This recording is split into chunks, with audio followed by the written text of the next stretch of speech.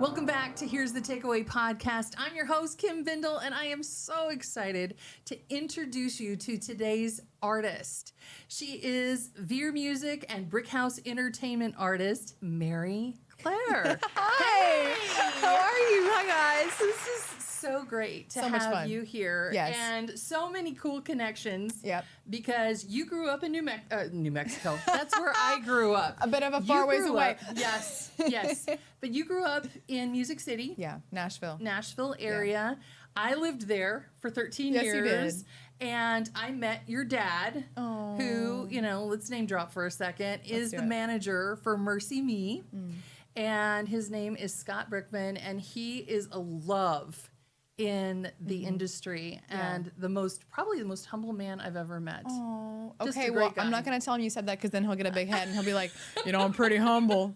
I don't think your dad could get a big head. But anyway, we're here to talk about you. Oh. All right. So, curious. Yeah. If you and I are going to go out on a girl's little something. Fun. So you're planning it. Mm-hmm. Where are we going? Are we going to get coffee? Are we going to go do some art project? Okay. Are we going to go shopping? So if you're in Nashville, Yes. you're seeing me.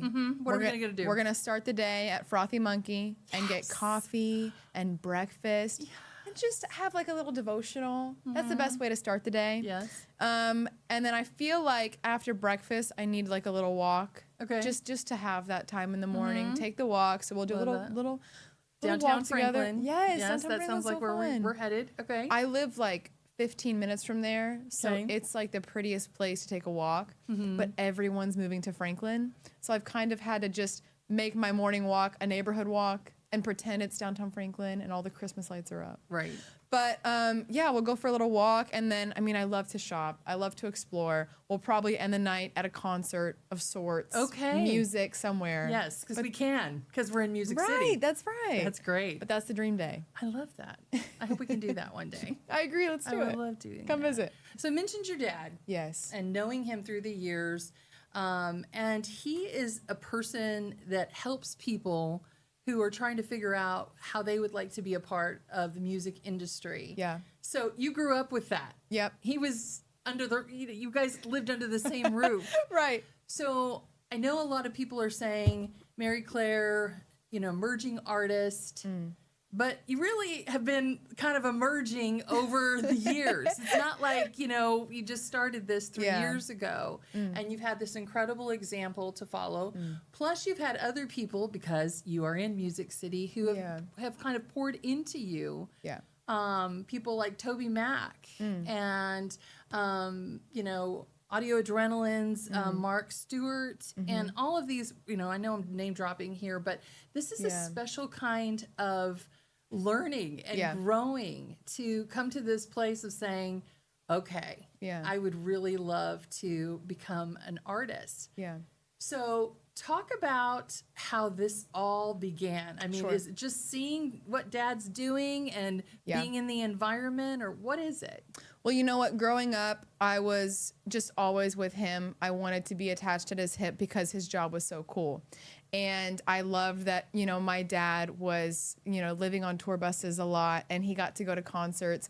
And it was awesome. And it was really great to like go to school and be with my siblings and go to friends' houses and then hang out with dad. And it was like this other life, And as I got older, I just loved music. And I lived it and I breathed it. And I would have him drive me to the record store in Nashville on the weekends and anytime he was home. And I just love music, and we connected. We listened to a lot of 80s, a lot of Billy Joel, Bon Jovi together in his car. And I would always make comments like, I want to be a singer and I want to do this. And when I was younger, he was like, that's great, sweetie. Like, you dream big. And whenever I got middle school, high school, he kind of switched his opinion, and he would say, if you can do anything else, do that. Oh, wow. And I would be like, why are you trying to steer me away from music? And he said, because it's difficult. And if 99% of your heart is for music and you have 1% that's for business or being in anything else, he was like, do that thing because music is tough. And I was like, interesting. And I'm the kind of person where if you tell me not to do something, I really want to do that thing. So that backfired on him.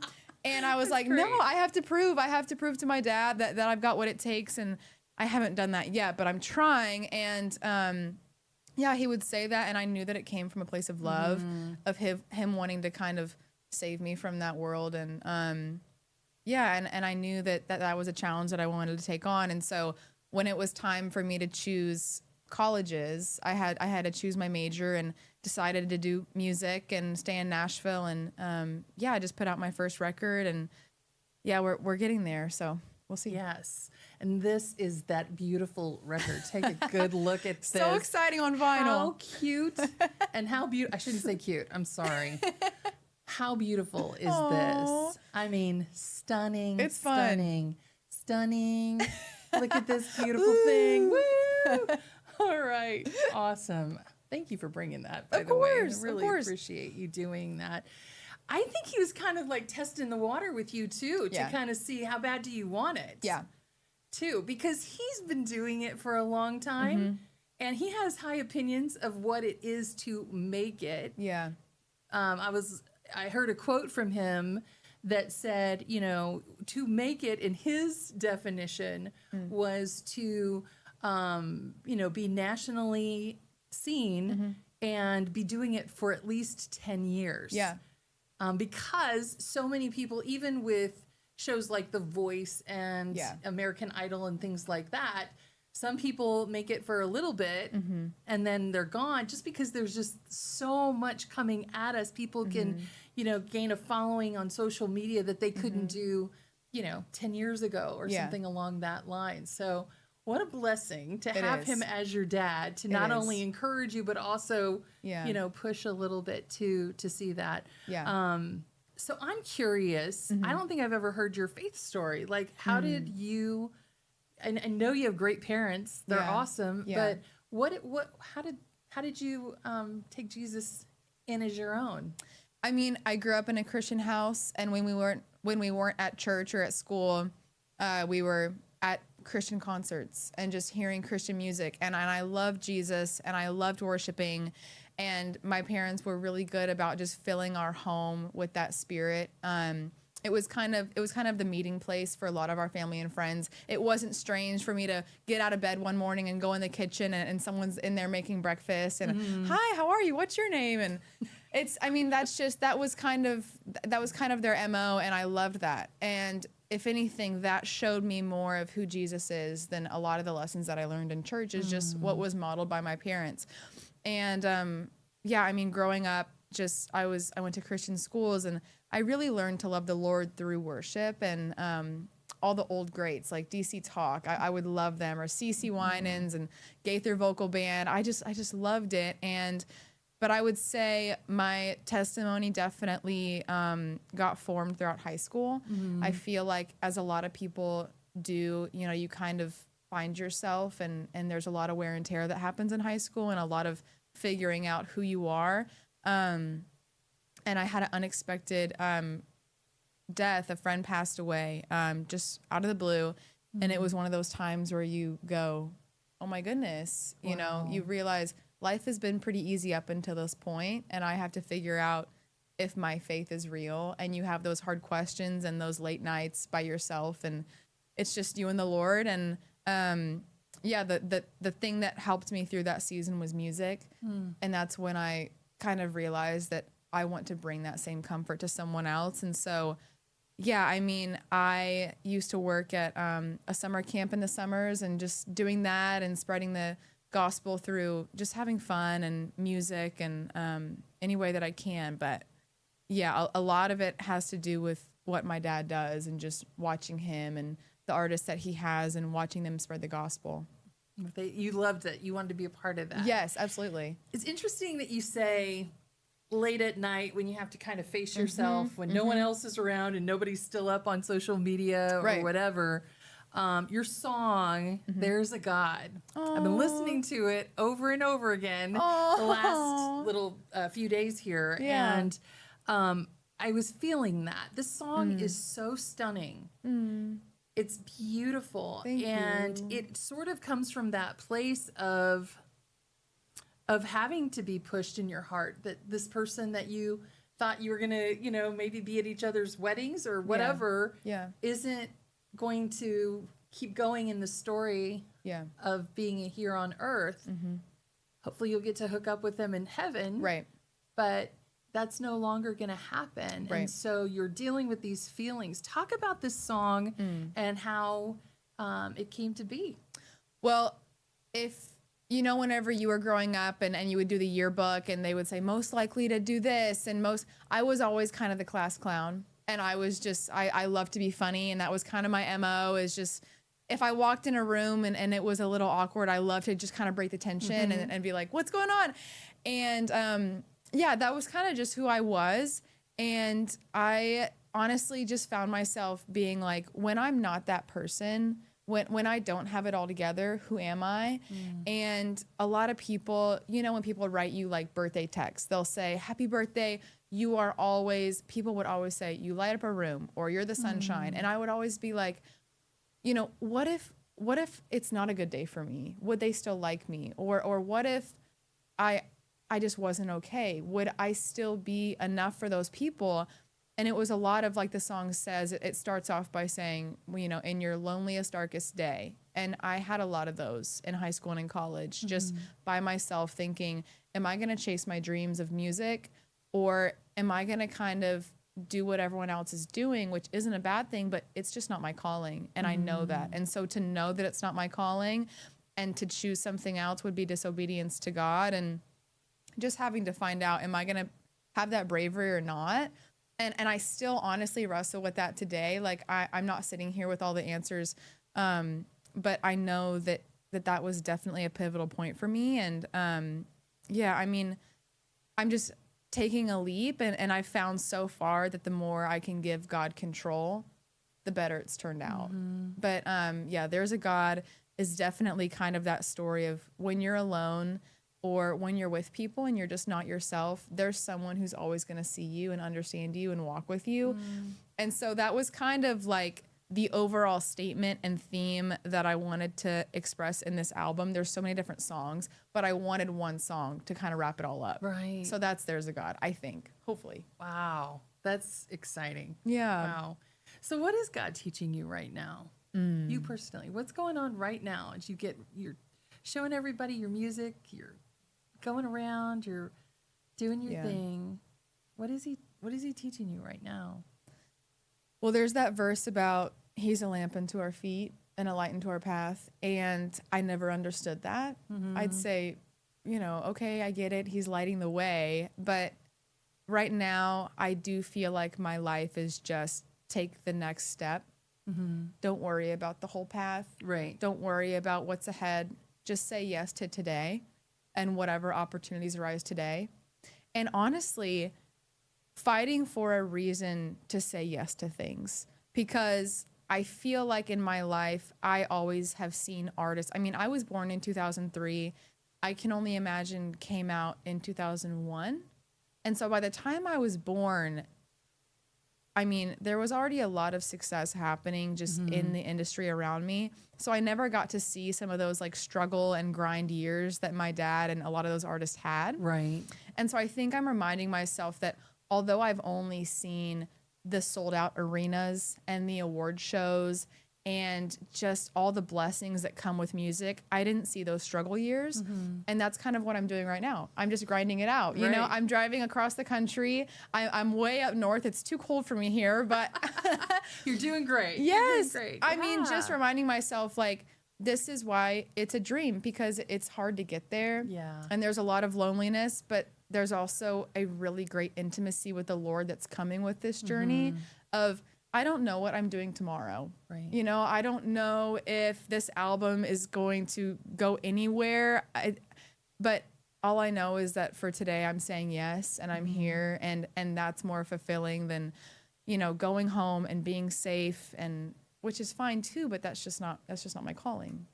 You are being brave and courageous, and I love your heart. It's so beautiful. And I pray that God just totally blesses what he started in you, because I know he's got a great plan. You know, you were mentioning the verse of he's a lamp unto our feet. I can't tell you how many times I've said, I wish it said he's a high beam. Yep. But like a stadium light. Right? Like, can we just see the whole thing? But then I know, you know, then we would need faith.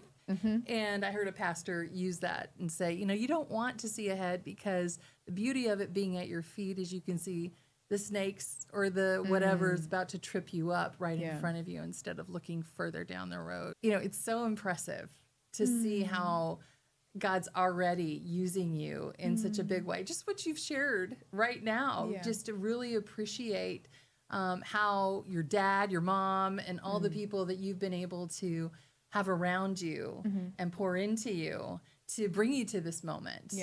And so you know, you were just sitting there sharing about your friend who passed away while you were in high school, and just kind of going through figuring that out. I was wondering if you would be willing to just pray with those who are listening right now.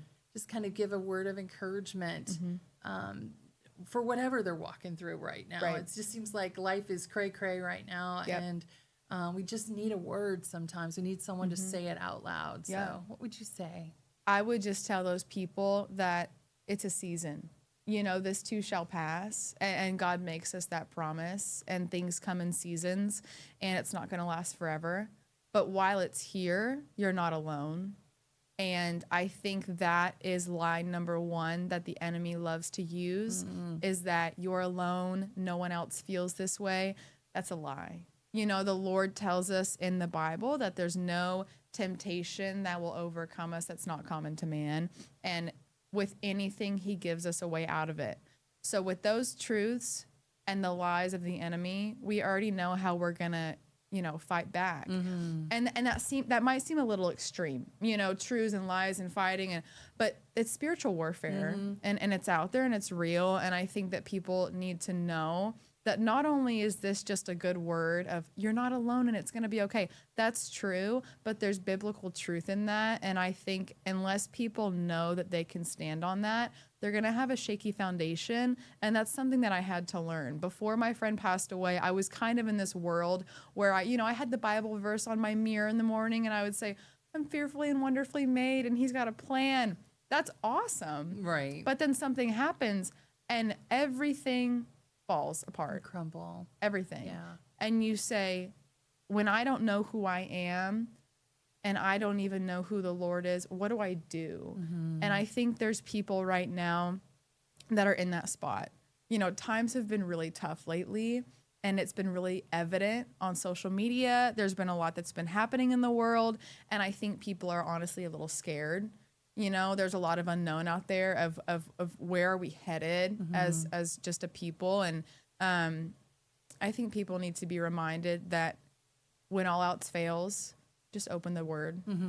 Open the word and start reading. Get off the phone. Stop scrolling. I have to tell myself that. Put the phone down. All the time. Yes. All the time. There's that new song, We Have Dust on Our Bibles, and brand new Josiah Queen. Yes. I love it. And the first time I heard it, I was like, that's kind of a little like, he's in your face. That's pretty blatant. Yes. And then I was like, but how true is that? Right. And how far have we strayed as a people of just, as soon as the alarm goes off, I grab my phone. Right. And it's like, what if I just stopped for a second? And the days where you stop and you get in the word, it changes your outlook. And absolutely. I mean, I want people to know you are not alone. There is a God who's with you. He made you. He knows your name. Yes, hard things are going to happen, but we have a promise of heaven. Yes. You know, it's coming. And something that always helps me just personally is when I've reached those lowest of lows, I really try to be intentional about serving someone else, because I think when you think you're on the bottom and you're able to help someone, that kind of makes you go, okay, it's going to be okay. Right. And honestly, it puts a smile on your face. It does. Serving brings so much joy. And I think the world always wants people to think it's me, I. Yes. You know? And I think it gives God time to work too. Absolutely. Because we just think we're going to think this into God, making him do it, you know? And God needs time. He's, you know, you look at God's word and you see everyone he used, he took his time. Yeah. And so why not, you're right, why not care about somebody else, reach out to somebody else and see what you can do to encourage their heart in the middle of it, to give God room to do what he can do and what he's going to do. Good stuff. Yeah. You pray for us? Absolutely. Okay. Lord, thank you so much for this day. Thank you for this time that you've just led me to be here with these incredible people. Lord, I pray for anyone out there listening that feels alone this upcoming holiday season. Maybe they're just not looking forward to it as much as they've looked forward to other holidays. Lord, I pray that you'll be with them. I pray that you will show yourself in those still moments of the holidays, Lord. I pray when they're feeling discouraged that they'll know that you're there. And even when they don't feel you, that they know you are. I pray that people would know that they are fearfully and wonderfully made and they are so unique. And I pray that everyone out there knows that they have special, unique talents and gifts that the world desperately, desperately needs. Lord, I pray that we as a people can rise up and serve those around us. I pray that we can be lights and lead others. And I pray for those that have lost someone this year. I pray for their hearts. Lord, I pray that you'll be with them. I pray that they will know that it's going to be okay, even if it's not today. And Lord, I just thank you so much for the promise of heaven. I thank you for Jesus, for sending your son. And Lord, I just thank you so much for hope, because sometimes it's all we have to hang on to. Lord, thank you so much for everything you do for us. And we can't wait to meet you one day. Amen. Amen. You are sweetie. Thanks for being here. This was the best. I'm so thankful. Oh, this has been so good. Mary-Clair. This is her beautiful project. Enough. And you look beautiful. Look at you on there. Thank you. I love that. Thank you so much. Very cool. Very cool. Well, friend, thanks so much for being here. And here's the takeaway. I'm your host, Kim Bindle. Have a great day.